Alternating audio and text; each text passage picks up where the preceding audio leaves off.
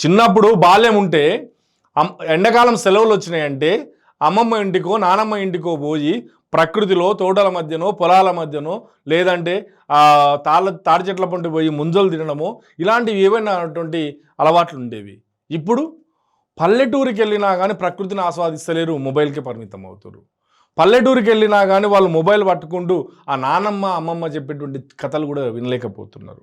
అసలు సమాజం ఎక్కడికి పోతుంది ఒక్కసారి ఆలోచిస్తే తల్లిదండ్రులకు పిల్లలకు మధ్య చాలా గ్యాప్ పెరిగిపోతుంది.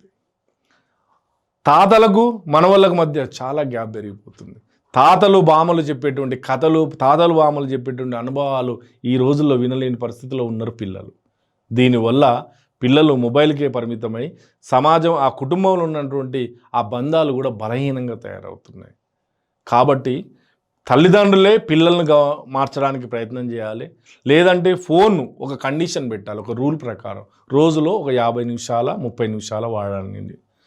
లేదంటే ఊరికో లేకపోతే వీకెండ్స్ ఎక్కడన్నా బయటికి వెళ్తున్నప్పుడు నో మొబైల్ అనేటువంటి ఒక రూల్ పెట్టుకోవాలి, కండిషన్ పెట్టుకోవాలి.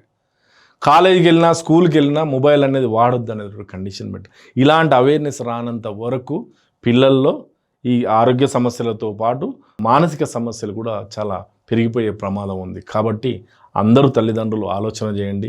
ఈ ఎండాకాలం విదేశాలకు కానివ్వండి, లేకపోతే ఇతర రాష్ట్రాలకు కానివ్వండి, విడిది ప్రదేశాలకు కానీ ఎక్కడికి తీసుకెళ్ళినా ఆ మొబైల్ లేకుండా తీసుకెళ్ళేటువంటి ప్రయత్నం చేయండి.